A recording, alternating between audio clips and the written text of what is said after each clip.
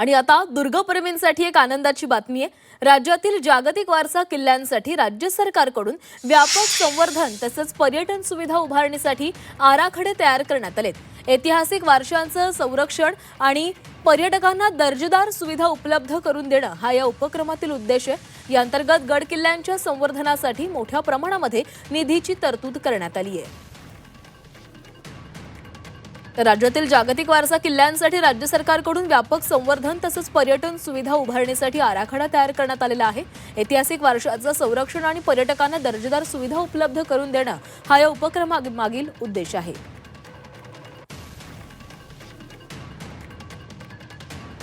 तर कसा आहे हा आराखडा पाहूया। रायगडवर 15.21 कोटी रुपयांच्या कामांचा विकास केला जाणार आहे। खांदेरी किल्ल्यावर 7.93 कोटींचा निधी मंजूर झालाय, तर सालेर किल्ल्यासाठी 7.13 कोटी रुपयांचा निधी मंजूर झालाय। प्रतापगडासाठी 127 कोटी रुपयांचा विकास आराखडा तयार करण्यात आलाय। विजयदुर्ग, सुवर्णदुर्ग आणि सिंधुदुर्ग जतन संवर्धन केले जाणार आहे। पन्हाळा, लोहगड, शिवनेरी जतन संवर्धनसाठी देखील आराखडा तयार करण्यात आलाय।